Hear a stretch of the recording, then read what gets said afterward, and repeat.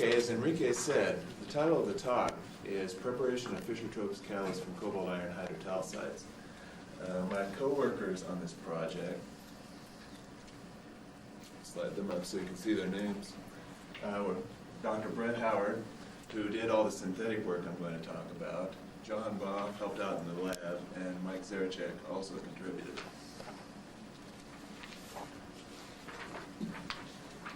Okay, just to back up more towards practical uses, we've been interested a long time. We're a coal research lab.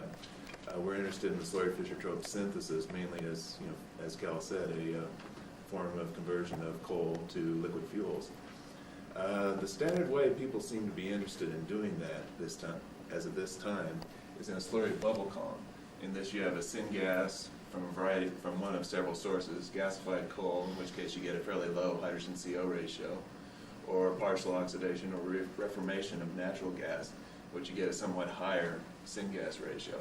And of course, you have your powdered catalyst dispersed in some liquid medium, typically a Fischer-Tropsch wax, and it's contacted, and you get most of your products going overhead. They're the oils, the waxes, etc. And these can be fractionated, as Cal alluded to, and to make the products that you actually want. Well, one of the complications in the slurry bubble columns, as people have practiced them so far, is that they've typically used precipitated iron catalysts. And what happens is that these catalysts fall apart. You may start out with micron-sized catalyst particles, but after some time on stream, you end up with submicron-sized particles. And when you need to keep the liquid level constant, you need to drain the heavier wax that accumulates in the liquid and doesn't go off overhead. You need to somehow separate these submicron particles from your catalyst wax. And essentially filtration of submicron particles is very difficult. I think Sasol's had various problems with that. Their technology, I think, really focuses on the separation process itself. But as catalyst people, we can look at it also as a catalyst problem. Ultimately, you don't want to have to deal with this attrition problem. You'd rather have your catalyst hold up, remain the micron-sized particles that you started out with. And so that's really been our emphasis of focus in our research project here. Just to back up, that's probably the most applied slide I'll show all day, all hour. We started looking at the hydrotalcite-like compounds. Now, I saw a couple posters at the poster session last night on them. In some cases, they're referred to as double metal hydroxides. But essentially, they're a modified brucite structure. You essentially have a layer of divalent hydroxide. These layers stack one on top of each other in the parent brucite. In the hydrotalcite-like compounds, it's a more general structure. You have your divalent ions in the compound, but you also substitute trivalent ions into these layers. And because you're introducing positive charge into these layers, you need an anion to counterbalance that charge. And typically, this anion is added as an additional layer in between these hydroxide layers, a hydrated anion layer. Now, this is fairly general structure. There are a large variety of these have been recorded and synthesized. There's some examples of the divalent and trivalent species that have been used in these syntheses. The most common, the most well-known, is probably hydrotalcite. It's magnesium aluminum hydroxycarbonate. It, just for the sake of simplicity from now on, I'll refer to all the hydrotalcite-like compounds as hydrotalcites. One thing I would like to point out here is that I've shown a very formal stoichiometry here, a 3-to-1 ratio of the divalent to trivalent. But in reality, there's a large degree of variation here, as you might imagine. You have much larger compositional ranges. Okay, so excuse me. Get ahead of myself sometimes. Okay, well, why are we interested in these? If we're using hydrotalcites as catalyst precursors? Well, one of the main reasons that I've more or less alluded to is that the structure accommodates many elements, so you can get a fairly intimate mixture of what you're combining in a catalyst. The catalyst, these hydrotalcites, when you decompose them to immense oxide, will typically well, I mean, when they're heated, they decompose to a mixed oxide. This oxide is quite often a single phase. For the cases I'm going to talk about today, it is a single phase spinel in all cases. And the surface area can increase. You might imagine as you decompose, eliminate the hydroxycarbonates, you can open up some porosity in the materials. That's not necessarily always the case, but it does happen in certain cases. And of course, you can get a relatively high surface area. So to make Fischer-Tropsch catalyst from hydrotalcites, our approach is to prepare the hydrotalcite containing cobalt or iron, decompose it to an oxide, which is really sort of the starting point for most Fischer-Tropsch catalysts, and pre-treat it in some sort of reducing atmosphere. More specifically, our approach, what I'm going to talk about today, we've been focusing, at least initially, on preparation of cobalt-iron mixed hydrotalcites. This involves, of course, the synthesis of the initial hydrotalcite, decomposing into the spinel thermally, then giving it some sort of reducing pre-treatment appropriate for the sample we have, and then measuring the activity selectivity, at least initially, in a small fixed bed microreactor. And of course, throughout all of these experiments, we're doing a lot of characterization. X-ray diffraction has been crucial in the initial identification of the hydrotalcite, identification that it is single phase, and of course, identification that when you decompose it thermally to the oxide, you do continue to have a single phase. Scanning electron microscopy, I won't show you any micrographs today, but we've used that a lot just to verify that our morphologies, just to verify that the morphologies have remained relatively constant in these decompositions. Of course, PET surface areas are important. TPR has been useful to us in determining the temperatures in which we do these pre-treatments. And although we focused mainly on cobalt iron to date, I'm going to talk a little bit later on some of our initial attempts to modify the structure of these cobalt iron hydrotalcites. This involves either addition of an extra element during the initial synthesis of the hydrotalcites, that is copper and aluminum is what I'm going to talk about, or subsequent impregnation of the mixed oxide, the spinel, after it's been decomposed, after the hydrotalcite has been decomposed. And the classical example of this is potassium impregnation. And of course, we may be interested in other changes in the particles, particle size, surface area, particle morphology, as we go along. Well, I have a schematic here, very bare bones description of the initial synthesis of the of our first cobalt iron hydrotalcites. What it amounted to was a mixture of the divalent cobalt and the trivalent iron nitrate solutions, adding that over a period of a couple hours to a base solution containing some of these basic compounds, all potassium bases in this case, at room temperature. After we got this initial addition, we aged the suspensions at slightly elevated temperatures, 40 to 65 degrees C, for anywhere from a couple hours over lunch to several days on stream. And the pH, we have a range of pHs shown there. Quite often our starting pH was around 9. After we separated this precipitate, it was filtered, washed, and then dried at very moderate conditions so as not to decompose the hydrotalcite before we were interested in doing so. Okay, the results of this initial synthesis gave us, more or less summarized here in this table. HTC represents hydrotalcite. You see we made hydrotalcite under all these conditions from roughly 80% cobalt to 75% iron, but we got a lot of other stuff at each extreme composition. In the cobalt-rich ends, we saw a large amount of cobalt carbonate, and at the extreme end, we saw a fairly gelatinous, unidentified species. It was fairly amorphous, but it was still obvious in the X-ray. As we went down in composition, we eventually got to relatively pure phase hydrotalcites at these mid-ranges, roughly from just pushing 75% composite cobalt to 50% cobalt. And on the iron-rich ends, we tended to see a lot of poorly defined iron hydroxide. So, this is not a very wide range of composition, so the first thing we wanted to do was extend that. The way we did so was actually to change the synthetic method a little bit. We added some divalent iron to the solution. And because divalent iron is not as stable in solution, the thermodynamics dictate that you're going to ultimately get oxidation of that divalent iron to trivalent iron. Well, we switched to the chlorides just to inhibit that a little bit. The chloride seemed to be, iron 2 chloride seems to be a little more stable in solution than the nitrate. And our initial results are shown here. These are more or less perturbations of this previous approach I told you. And you saw we get hydrotalcite in some cases, but we got a lot of other compounds of iron.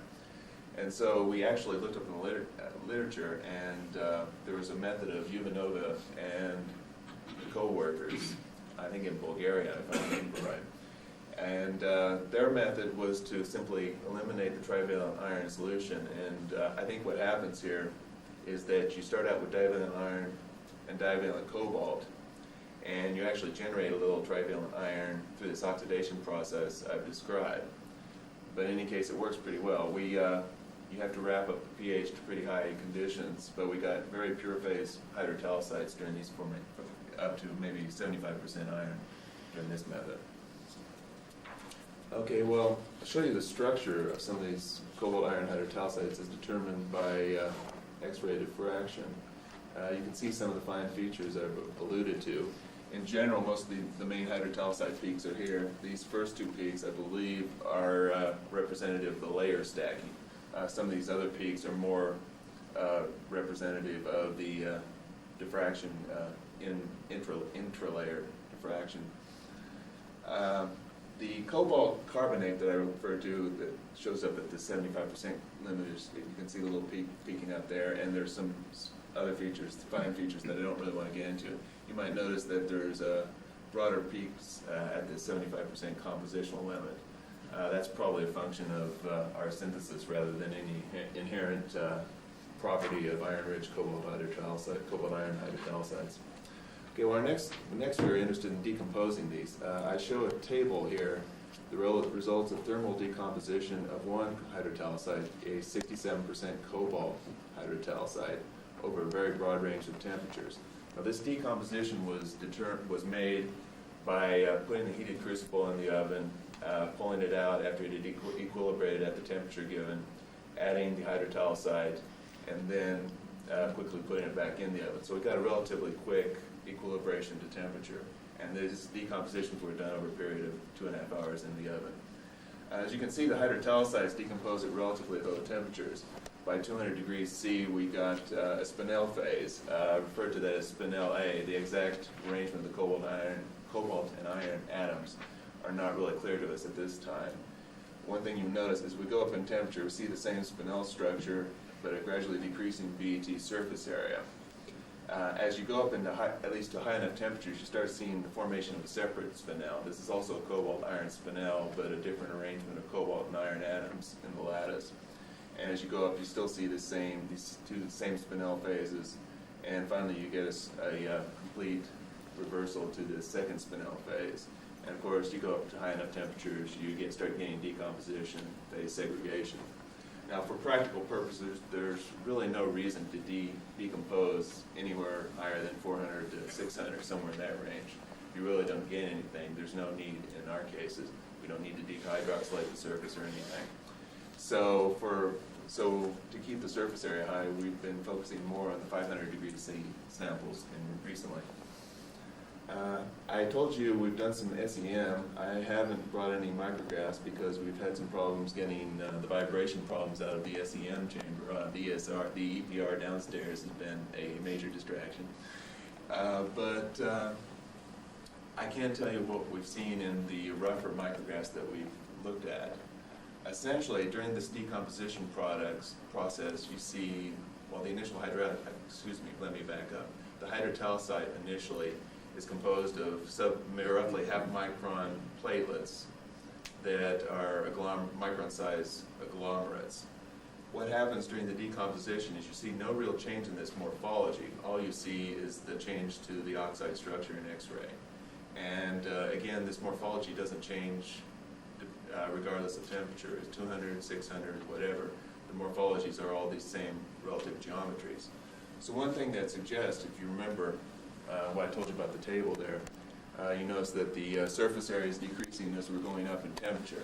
This suggests that the surface area loss is due mainly to loss in porosity in hydrotalcite particles themselves, the oxides that are produced from the hydrotalcites, as opposed to any changes in particle, any sintering, any clumping, something like that.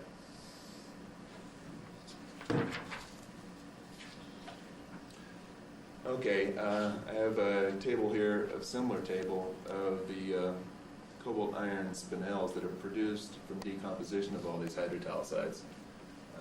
Quite a curvature in that view graph. We have made 100% cobalt hydrotalcite. I haven't talked about it since for a while. We weren't quite sure that we had a very pure preparation, but we've seen more. We're a little more sure about that, but I want to hold back on talking about it. But in any case, we've prepared hydrotalcites ranging from 75% cobalt to 75% iron. And one thing you notice is, of course, as you go up in temperature, the surface areas drop. And again, as I alluded, the particles in the X-ray seem to get smaller as you go to iron-rich compositions, probably a result of the synthetic method. One thing that seems to correlate with that is that your surface areas go up as you go to iron-rich compositions. We have impregnated one sample with potassium that tends to lower the surface area. We haven't done any reaction experiments with this one yet. Next step, once you want to make a Fischer-Tropsch catalyst, is to develop some sort of appropriate pretreatment. This is a TPR trace done at relatively close scan in 10% CO and helium. The mass spec signal is shown here as a function of the temperature in the cell. And essentially, as you get very little response until you get up to around 300, and there you see a major peak and then subsequent trailing off of the signal. This major peak seems to be due to bulk reduction of the oxide to carbide. Most of the rest of the signal seems to be due to deposition of surface carbon. Okay, we then reacted this particular sample in a fixed bed microreactor. What was done was we analyzed gas products online and trapped liquids, oil, aqueous phases, oils, and waxes.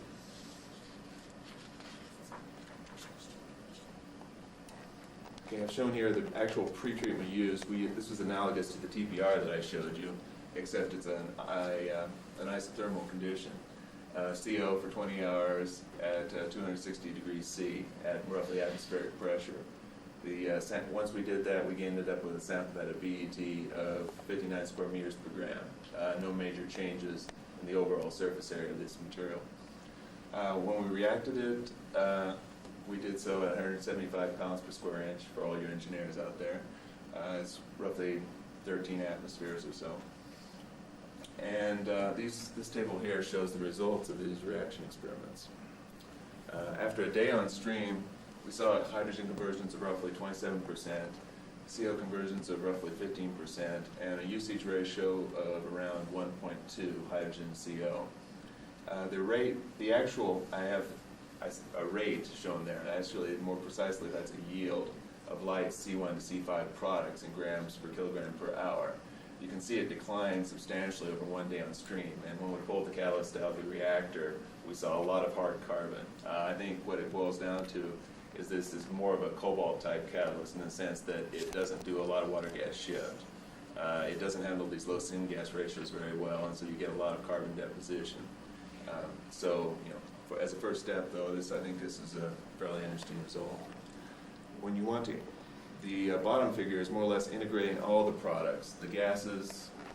This figure here is integrating all the gases, the oils, the aqueous phase, and the wax that we produce during the reaction.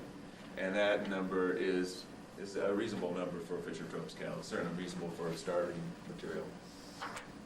As far as the type of products that we make, the distribution is shown here for the overall carbon chain length. You can see this is the so-called Florey or Anderson distribution. It's fairly steep here. We did make a reasonable amount of gaseous products. This one little glitch here is simply due to the fact that we didn't analyze the C6 through C8 gas phase products online. I'm sure if we included those, that would be there. But in case you see the gradual flattening out that you see in a lot of Fischer-Tropsch product streams, when you fit that with a regression line, you come up with a probability of chain growth of about 0.82, which again is typical of a lot of catalysts.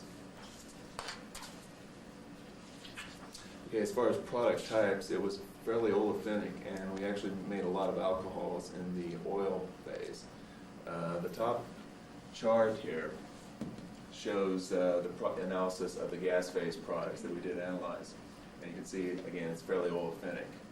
I haven't shown the detailed breakdown of the overall products. We didn't have it at the time I made this view graph. But we did see a roughly 13% roughly 13% alcohols in oil phase. That's a fairly heavy concentration. Okay, next step, like I say, we haven't done any more reaction experiments, but I'd like to talk just a couple minutes, if we got time, not much really, about some of our initial attempts to modify these materials. We've done some work on modifying and adding copper. We've added up to 20% copper to these iron cobalt hydrochalcite mixes, and that's certainly in excess of anything you want to use in real catalyst, so I think it can be done. I'll talk just a tad on the aluminum addition. We have made hydrotalcites and decomposed them to the spinels, pure phases. The results are shown here. The top figure is the 75% cobalt, 25% iron that I've already talked about. Do a substitution of the aluminum for the iron, as shown here, and then a smaller substitution of just 5% aluminum for some of the iron. The net result you see is an increase in the surface areas. In general, these particles were coarser and more easily behaved than the relatively fluffy cobalt iron stuff that we had initially. This shows our one pretreatment study of these materials. This is done in hydrogen, since that seems to be the typical method people use for cobalt-based catalysts.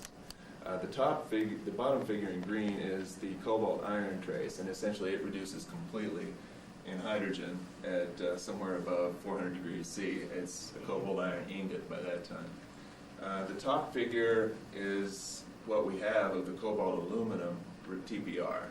It is, as you might expect with all that aluminum in there, it is not very reducible. You're only starting to get thorough reduction maybe at 600 degrees C. This one is probably getting closer to the mark. You can see that you're starting to get fairly thorough reduction in the neighborhood of 450 or so.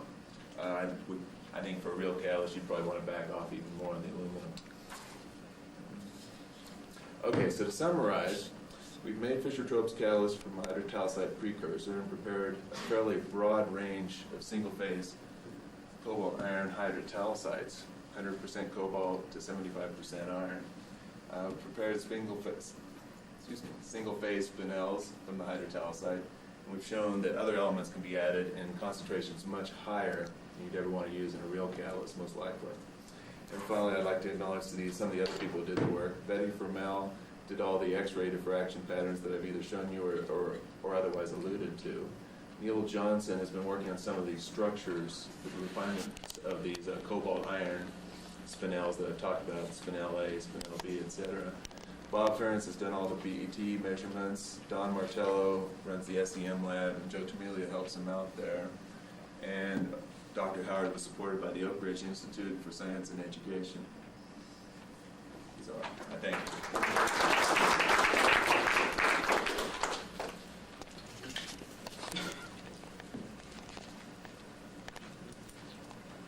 Jim Shore, Syracuse. Could you possibly explain your strategy here? You make a fairly complicated synthesis process. You make this material, and then you blow it apart in order to get a spinel. Can you just synthesize the spinel directly under low temperature conditions? That's I guess that's the first question. It is possible there are some patents in the literature. I don't know if you're familiar with some of the Exxon patents and that. I think it is possible. I don't know that this is necessarily any more complex. Some of those methods, for example, involve drying of a glycolate type of mixed glycolate salts. In general, to make the spinels, to get thorough mixing, people have done the temperature fusion, which of course gives you very low surface areas. And this is essentially really not a very complex method. Down the line, if you do find good material, I know we synthesize these materials regularly in the lab, and although you get good yields, the difficulty to scale up to making large quantities is going to be something you're going to have to address. And if you haven't already started to think about that, you might well want to do it. Well, actually, we have thought about it. We've made, I can't remember which composition, but we've made 200 grams of that. Now, that's not really a scale-up in any sort of industrial sense, but that's certainly a scale-up for enough for a good-sized slurry bubble column, actually, a laboratory scale at least. So we have started thinking about that, yeah. Can you please tell me which is the atmosphere you have employed in order to decompose your hydrotalcites? Oh, that was just an air oven. Yeah. So, my question is then, have you any idea of the chemical formulation of the spinel A? I don't know the exact arrangements of the cobalt iron in there. One of the problems you run into with these refinement programs is that the scattering power of cobalt and scattering power of iron are almost identical, and the actual sizes of the ions aren't that different either. So, I mean, you look at them, they're right next to each other in the periodic table. So it's very difficult to get a very precise determination when you have more than one spinel phase and indicate. Okay, the question is the following, because if you decompose nitrogen, you will go to, after decomposition, to cobalt plus 2. If you decompose under air, you went to cobalt plus 3. The main difference to have cobalt plus 2 or cobalt plus 3 is the reducibility. Are you saying The that? reducibility of cobalt. Cobalt plus 2 is reduced at a higher temperature in spinel phase than cobalt plus 3. So I wonder if, in the case of Fischer-Tropsch carriers, you are looking for metallic cobalt, cobalt plus 2, or cobalt plus 3 as in the final catalyst. Okay, well, first of all, I'm not sure I agree with you that all the cobalt would be oxidized to plus 3. And it's certainly not the case even when you have the pure phase cobalt, in which case you oxidize it to a CO304. And I don't really, we haven't addressed that simply because we don't have any details on the structure as of this time. Thank you. Mark, would you describe the pore structure of the high surface area spinels that result when you decompose the hydrotalcites? Well, I haven't had time to really think about that too much at this stage, George. I suspect it's similar to a lot of the brucite type materials. What you tend to see is a lot of porosity, but of a sort I don't really know. I believe it's intercrystalline porosity because you actually have crystallites, which you alluded to, are about 5,000 angstroms in size, and the way you stack them, so that's how it develops porosity. Yeah, okay. Last question? I want to argue a little about the sites from selectivity, what you obtain. It looks like a little to me as if there were iron sites. You have a primary product of olefins and alcohols. It's typical for iron as for primary selectivity. And on the other hand, you have the cobalt. The temperature might be a little high, and the cobalt makes the methane is 30%. The selectivity of the product looks a little like that to me. Well, yeah, I think you're right. All I know is that we've done a lot of pure phase irons compounds, and when we've added a little bit of cobalt to them, we've seen actually an increase in the alcohols compared to the base catalyst. I'm not going to go out on a limb on any sort of defense of what we've got here on the basis of one experiment. That was just more or less a qualitative description. I wasn't making any big thing out of it, actually. Okay, thank you.